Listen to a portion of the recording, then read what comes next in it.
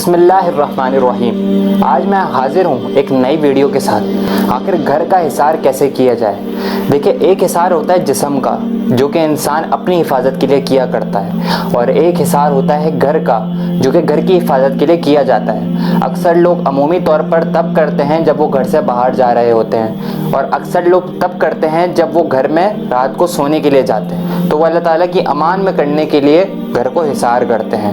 لیکن حصار کرنے کا صحیح طریقہ کیا ہے؟ بہت طرح کے لوگ الگ الگ طریقے سے حصار کیا کرتے ہیں۔ کچھ آیت الکرسی پڑھ کر اپنے ہاتھوں پہ پھونک کے تالیاں بجایا کرتے ہیں اور ہاتھ کے اشارے سے راؤنڈ اباؤٹ کرتے ہیں، اور وہ اس سے حصار کیا کرتے ہیں۔ کچھ لوگ جو ہیں دوسرے اور طریقوں سے حصار کیا کرتے ہیں، اور کچھ لوگ گھر کے دروازہ جو مین گیٹ ہوتا ہے وہاں جا کر حصار کیا کرتے ہیں۔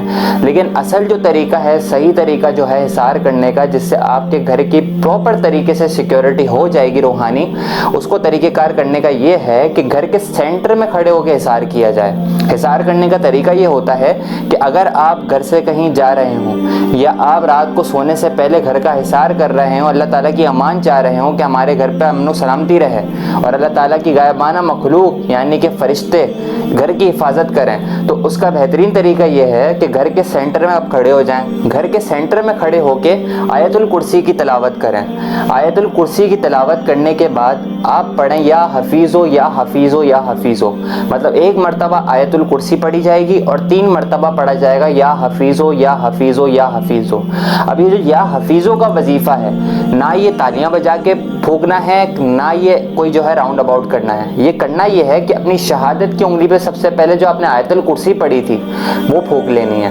آیت الکرسی پھونکنے کے بعد اپنی شہادت کی انگلی پر آپ نے اپنے الٹے ہاتھ کی ہتھیلی کو سامنے کرنا ہے۔ اپنے الٹے ہاتھ کی ہتھیلی کو سامنے کرنے کے بعد یہ جو آپ کا حصہ ہے، اس کے اوپر آپ نے گھر کا تصور کرنا ہے، مطلب پورے گھر کا تصور آپ کریں گے۔ اور کچھ لوگ اگر گھر کا تصور نہیں کر سکتے تو صرف وہ یہی تصور کرے کہ یہاں پہ لکھا ہوا ہے گھر، اردو میں، رومن میں، جیسے بھی آپ چاہیں اس کو تصور کریں۔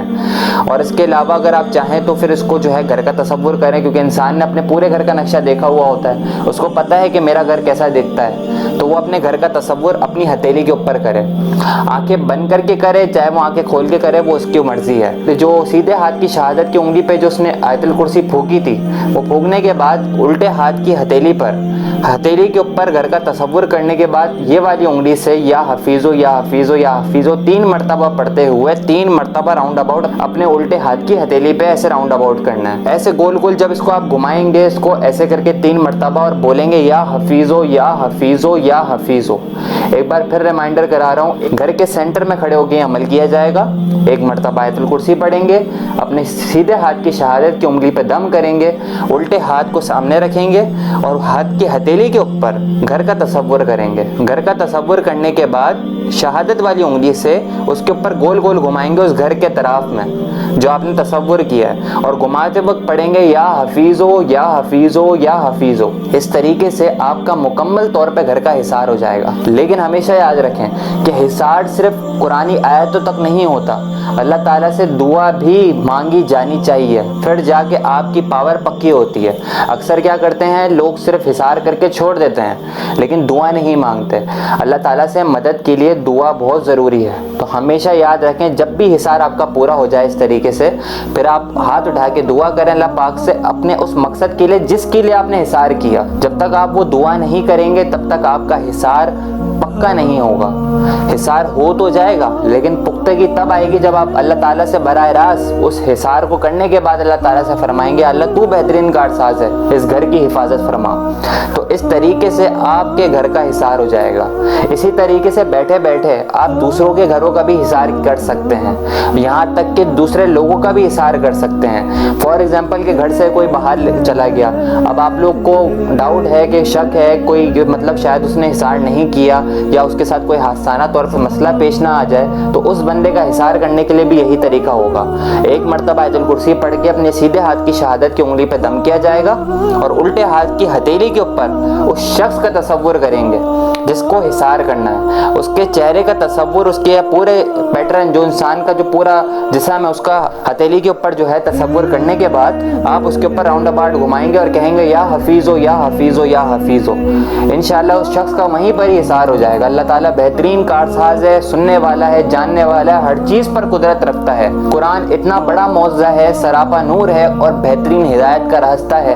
اللہ تعالیٰ نے قیامت تک کے لیے قرآن پاک کو معجزہ بنا کے اس دنیا میں اتارا ہے، جس کی حقدانیت اور روحانیت انسانیت قیامت تک دیکھتی رہے گی۔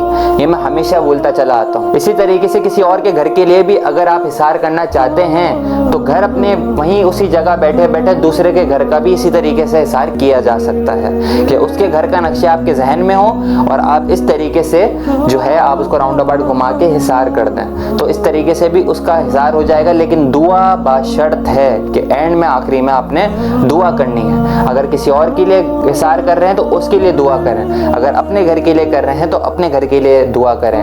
انشاءاللہ جسم کا حصار کیسے ہوتا ہے وہ بھی میں انشاءاللہ نیکسٹ ویڈیو میں ضرور بتاؤں گا کہ کس طریقے سے اپنے جسم کا حصار کیا جاتا ہے، تاکہ انسان اگر کسی ایک گھر پہ جا رہا ہے، کہیں پر بھی جا رہا ہے، وہ نظر بد، سحر و بلا، حرافت و پریشانی سے محفوظ رہے اور اس کا جسم صحیح سالم رہے، کیونکہ نظر بد ایسی چیز ہے ایک جھٹکے کے اندر انسان کو اوپر والی سیڑھی سے آخری والی سیڑھی پر پھینکنے پر قدرت رکھتی ہے۔ نبی مکرم صلی اللہ علیہ وآلہ وسلم نے فرمایا اگر تقدیر سے بھی کوئی آگے چیز جا پہنچتی تو وہ نظر بد ہوتی۔ اس سے بڑی اس کی مثال اور کوئی نہیں کہ نبی کریم صلی اللہ علیہ وسلم نے اتنی بڑی مثال اس کے لیے فرمائی کہ تقدیر سے بھی اگر کوئی زیادہ آگے چیز جا پہنچتی تو وہ نظر بد ہوتی۔